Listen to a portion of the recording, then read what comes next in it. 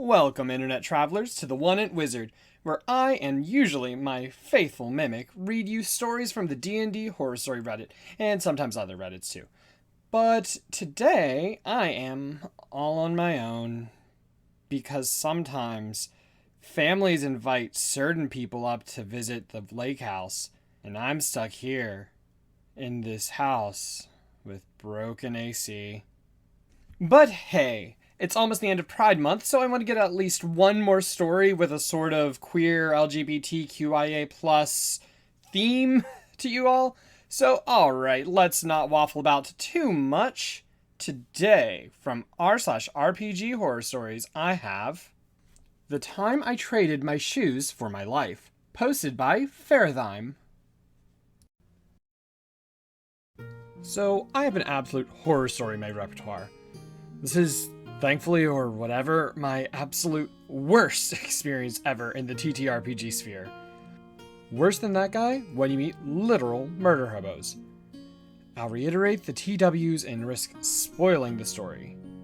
Trigger warning: Nazi/alt-righter/whatever. Attempted murder. Attempted drugging. And just sick people. Okay, that warning out of the way. Onwards. This is years ago, thankfully. The system, 3.5. The place, the Bible Belt of the United States. I'd been a storyteller for a few people at a local game store for the World of Darkness, especially Vampire the Masquerade and some of the darker, grimmer parts of it. I had a player join a Sabbat game and really seemed to like it. He wasn't a stellar player, but I pushed that aside as he was from D&D exclusively, and new systems can be hard to grok. He starts getting better and better as time goes on, finally getting the roles. It eventually comes out that I had a boyfriend at the time, and new player seems shocked. But you're so masculine. You don't seem gay at all. I get this a lot, or used to, back when the societal standard of gay men were dainty flowers at best in media. I shrug, and next game, new player doesn't show up. I figured that he was homophobic and just didn't want to come back to my table. And cut my losses. 2 weeks later, he comes back. Kind of awkward, but apologized that he had gone without warning. But some family stuff had come up. We had never traded messenger information, so this checks out to me. He's so sorry he put my game into some strain and even offers to help me by inviting me to his place so we could do a game. His brother would run it. He asked if I liked D&D, and I said it was cool depending on the setting. We agreed on time, directions were given. It all seemed on the up and up. I was a forever storyteller at the time, and the idea of playing a game seemed cool. It was even going to be on Sunday, a day I had no games. That was how I was suckered into nearly losing my life. Something to know about where I lived. I was in the capital of a southern state, about 20 minutes from downtown. Nearby my house, if I drove 7 miles in pretty much any direction, I'd run into a small town. The kind of small towns where you get confused for being a drug dealer if you're a man with hair that hangs below your ears. The kind of place that still has segregated radio stations. The kind of place that ran the Confederate flag above the American and state flags. This place was one of these open wounds of small towns that had a church and a gun store across the street from each other. I was instantly on edge, but having grown up nearby, I just knew it wasn't the kind of place I would like to live. But there was a game on the line. I'd also get to meet this cool family I heard so much about. Plus, I was used to Confederate flags everywhere as not being a big warning, but more just a sad fact. I get to the house, and there are enough cars, both work and non, that I have to park off the street. I walk up to this cozy 2-floor place and knock. I'm admitted, and they begin waving red flags at me like I was a bull and they were a matador. First, the brother. Let's call him Craig with a K. He offers me a bowl to put my car keys into so we can all focus on the game and not the world around us. I refused because I had been to a game before that had turned into a swingers key party, and I'm not about that lifestyle. Craig says it'd be better for immersion. It's like being in a sensory deprivation chamber and that you're just focused on the game. I say no again and pocket my keys. Craig glowers at me and puts the bowl down. Second, I had been told that there would only be 4 players and a DM. There was also Karen, the dude who invited me, well, let's call him Peter's girlfriend, who was going to watch? I asked if she wants to play instead, or maybe if she'd prefer to watch TV in another room, as I personally found sitting around and watching people play TTRPGs that I was not a part of boring. Which Critical Role proves me in a minority for, but hey. And Craig and Peter just smile and say, nah, she wouldn't miss this for anything.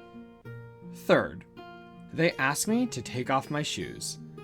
This may not sound like a big deal, and was the only red flag I acquiesced to fully or without complaint.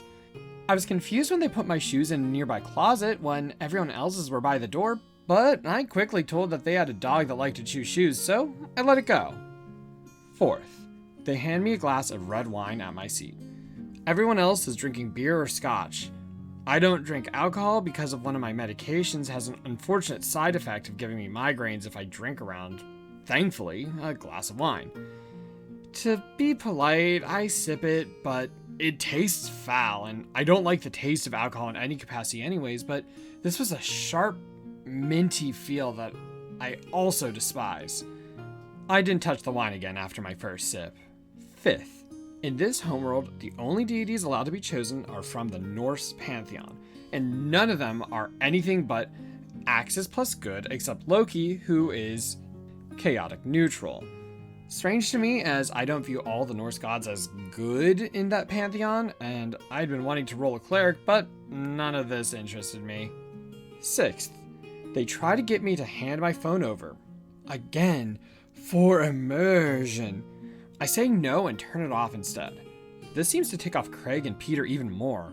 Even Karen seems a bit miffed. The other two aren't pleased, and one of them, I'll call him Ryan, even hands over his phone to show it's no big deal. And I politely, but curtly, reply that I don't have money for a replacement phone and would prefer nothing happen to it. Seventh, I was told not to go upstairs under any circumstances, that Craig and Peter's grandma had dementia and might get scared if she saw someone new. I thought that was pretty strange they'd state this and invite a total stranger over to their house, along with 2 other non-family members, if this was the case. Especially if we could walk downstairs, but whatever. Eighth, not noticed until I was going to the bathroom later. A room with a few tarps in it, but no sign of paint or any home renovation anywhere else. Ninth, finally, I was told that Craig and Peter's dad was a cop, and that he was some no-nonsense type about having his man cave, the basement, off limits too. Whatever, I didn't want to go to the basement or see some dude's man cave. I only asked if he knew my cop friend, and then pointed out that the cop I knew was head of internal investigations branch of the police. The one who checks on other cops to make sure they're not fuckers. I think this is what saved me. So we finally start introducing characters as I'm rolling up mine. Peter, Paladin of Thor with a huge-ass warhammer. Human. Ryan, sorcerer who believes Odin gave him his magic. Chaotic good. Human. Weak link. Rogue who follows Loki. Chaotic neutral. Human. Me. I had a half-orc cleric world, but had been told that this was a human-only world and was having to re-roll with a human cleric of Baldur because I wanted to make a pun on Baldur's Gate. No one got it. The game starts. Karen, who's supposed to be watching and learning, is on her phone the entire time. iPhones were still the super rage, and I figured she was just searching the web or something. Craig continually gets me to try to drink more wine. In-game toasts, mentions of thirst, the heat of the sun. He got ticked when I didn't drink the wine, and Peter almost gave me a death glare when I asked for a bottle of water. Karen said she'd go and get it, and is gone for a long time to just get a bottle of water. When she returns, the top is already unscrewed and the seal broken, but reapplied. I noticed there's some fine grit at the bottom, and I just figured this is a filter job in a dirty bottle. Karen grins creepily at me and tells me to drink up. I don't. I didn't want dirt in my body. The game keeps going haphazardly. As if the DM is fumbling after the first two scenes, we end up in a fight with some kind of ape creatures, which seems strange to me as this was supposed to be Norse inspired. And after some grueling combat, I realize this game is not for me. I ask where the bathroom is and get told where the one I can go to is. This is when I see red flag number 8 from above. As I'm in the bathroom contemplating about how I'm going to break out of this without hurting any feelings, there's a weak, light knock. I figured their dog had bumped into the door until it happened again. I opened the door. Weak Link is standing at the door, looking down the hall like he's on the lookout. Weak Link whispering, is it true that Cop is your family friend? Me. Yeah, why? Weak Link, sweating a bit. Would Cop miss you if anything happened to you? Me, confused as hell while my stomach sank into my gut. Yeah, Cop is my godparent. Why? Weak Link, almost inaudibly. You've got to get out of here. Craig from the dining room. What's taking so long? Weak Link to Craig. He's taking a huge shit, man. Just wait. He turns back to me, still whispering, but with some conviction. Peter's trying to get his red laces by killing a fag. He chose you. I don't want to go to jail. Now for those luckily not in the know, red laces are a shoe code that means someone has murdered someone to earn them. Common enough in neo-Nazi circles. I knew what it was, but was a bit incredulous at first because I didn't want to believe it. I giggled a bit, so nervous and awkward that I want to play this off as a joke before Weak Link presses his hand to my mouth and just motions for the room deeper into the house and points. I like to think I'm good in crises, and I was in this time too. I make it into the room and lock the door. I then bolted to the window and open it. A screen is in there. That's when I heard footsteps in the hall and the sound of flesh hitting flesh. Hard. I yell. Someone says, "Race traitor!" and I just punch the screen as hard as I can and threw my fat ass out of that window like an action hero. I hurt my wrist on the landing, but adrenaline was pumping. I run to my car, crack the door open, and am driving off without even closing it. I race home, checking to make sure I'm not being followed, or thinking I did. I was freaking out at this point and was figuring any car headlights might have been them. And go to my mother's house because it's closer and no one from that game shop knows where it is. I tell my mom what happened, and she thinks I'm joking until she notices my wrist was swollen to the extreme, and I'm pale and hyperventilating, and I have no shoes on. She calls our cop friend, and we have an escort at the night. I report the cop father, since I know the last name of Craig and Peter, and my godparent makes a quick visit sometime at 4 a.m.-ish. Turns out the man cave there was a shrine to the Third Reich and several city codes being broken about cars on the land.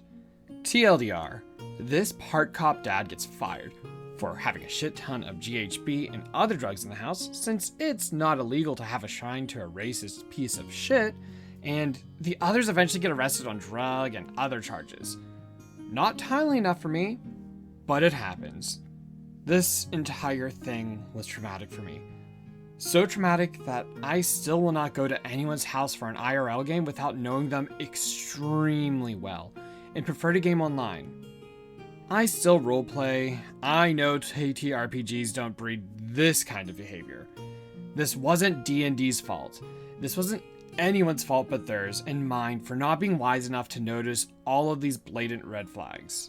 And that's the story of how I left my shoes behind to save my behind. Oh, holy moly. Boy. So I don't hide that I am a polyqueer blend of a person. You know, I'm very deep in the queer community. So this story really hits me in a very specific spot deep in my stomach. It fills me with dread, but I also think it's an important one to listen to. Not even just for tabletop RPGs, but Pride was a defiance against violent acts against the queer community. So hearing a story about someone being able to escape from violence, it is actually quite encouraging to me. I live near people that are fairly similar to the ones described in this story. I live in Pennsylvania, close to Pennsylvania, and it's just astounding how you'll go from one very progressive area to nothing but Confederate flags in just a few minutes. So, aside from that, I can't really talk much about the game itself. Just remember, doesn't matter whether you're queer, just know who you're going to go play with. Be safe. Role-playing games are a great place to explore and learn about yourself and just have a grand, fun old time. So, don't let other people ruin that for you. Have fun. Find people that you gel with. Just be safe. So, thank you everyone for listening to this rant. I actually cut it down by quite a bit.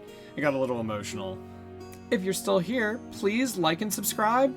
We post a video out about every week right now. We're trying to increase our workflow, but with work, well, We also stream every Wednesday and Sunday at 7:30 p.m. to 10:30 p.m. We do RPG horror story readings online, but we also play games like, right now I actually started Master Quest on there because the Mimic has never really played through that game. And lastly, if you have any horror stories yourself, or heck, even if they're RPG glory stories, please email me at oneitwizard@gmail.com, or heck, join our Discord. We're actually starting to get things hopping there a little bit. Some days are a little quiet, but we're trying to get it a lot more active. So, thank you all for stopping in. Love you all. Safe travels.